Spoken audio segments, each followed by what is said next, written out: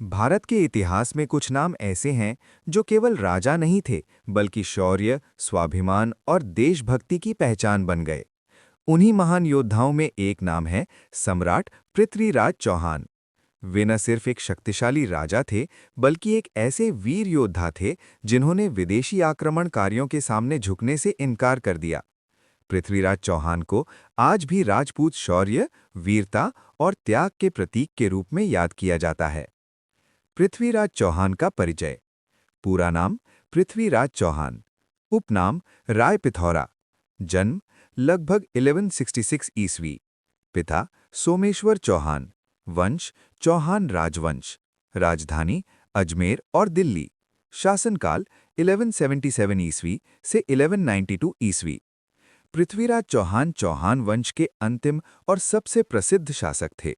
उन्होंने बहुत कम उम्र में ही राजगद्दी संभाल ली थी। बाल्यकाल और शिक्षा। पृथ्वीराज बचपन से ही अत्यंत साहसी और बुद्धिमान थे। कहा जाता है कि उन्हें घुड़सवारी, तलवारबाजी, धनुर्विद्या और युद्ध कौशल में विशेष प्रशिक्षण दिया गया। इतिहास और लोक कथाओं के अनुसार वे शब्दभेदी बाण कला में निपुण थे। बिना देखे केवल आवाज के आधार पर लक्ष्य भेद सकते थे। उनकी शिक्षा में राजधर्म, रणनीति और नीतिशास्त्र भी शामिल थे। राज्याभिषेक और शासन। पृथ्वीराज चौहान का राज्याभिषेक कम उम्र में हुआ, लेकिन उन्होंने जल्द ही ये साबित कर दिया कि वे एक कुशल शासक और बहादुर योद्धा हैं। उनके शासन की विशेषताएं: मजबूत सेना, न्यायप्रिय शासन, प्रजा के हितों का ध्यान, सीमाओं की रक्षा। उनका राज्य राजस्थान, दिल्ली, हरियाणा और पश्चिमी उत्तर प्रदेश तक फैला हुआ था। संयोगिता और स्वयंवर की कथा। पृथ्वीराज चौहान और संयोगिता की प्रेम कथा भारतीय इतिहास की सबसे प्रसिद्ध कहानियों में से एक है। संयोगिता कन्नौज के राजा जयचंद की पुत्री थीं। जयचंद पृथ्वीराज से शत्रुता रखते थे। स्वयंवर में पृथ्वीराज को अपमानित करने के लिए उनकी मूर्ति द्वारपाल के रूप में लगाई गई, लेकिन संयोगिता ने सबको चौंकाते हुए पृथ्वीराज की मूर्ति के गले में वरमाला डाल दी। पृथ्वीराज उन्हें लेकर अजमेर चले गए। ये घटना पृथ्वीराज की निर्भीकता और स्वाभिमान को दर्शाती है। मोहम्मद गौरी से संघर्ष।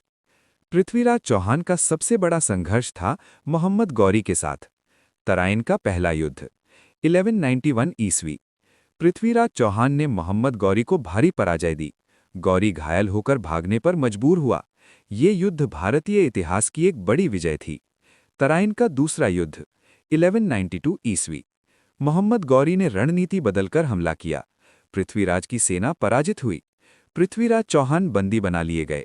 ये युद्ध भारत के इतिहास में एक निर्णायक मोड़ साबित हुआ। अंधे होने की कथा और अंतिम वीरता। लोक कथाओं के अनुसार मोहम्मद गौरी ने पृथ्वीराज को अंधा करवा दिया। उन्हें गजनी ले जाया गया। वहां एक प्रतियोगिता में पृथ्वीराज ने केवल आवाज के आधार पर शब्दभेदी बाण से मोहम्मद गौरी को मार गिराया। इसके बाद उन्होंने अपने जीवन का बलिदान दे दिया। हालांकि इतिहासकारों में इस कथा को लेकर मतभेद हैं, लेकिन ये कहानी पृथ्वीराज की अद्भुत वीरता को दर्शाती है। पृथ्वीराज चौहान का व्यक्तित्व। पृथ्वीराज चौहान की विशेषताएं: अत्यंत साहसी, स्वाभिमानी, धर्म और संस्कृति के रक्षक, कुशल सेना नायक, न्यायप्रिय राजा। वे कभी भी अन्याय और अत्याचार के सामने झुके नहीं। इतिहास में पृथ्वीराज चौहान का स्थान। पृथ्वीराज चौहान को राजपूत वीरता का प्रतीक, विदेशी आक्रमणों के विरुद्ध अंतिम महान हिंदू शासकों में से एक, भारतीय स्वाभिमान का प्रहरी माना जाता है।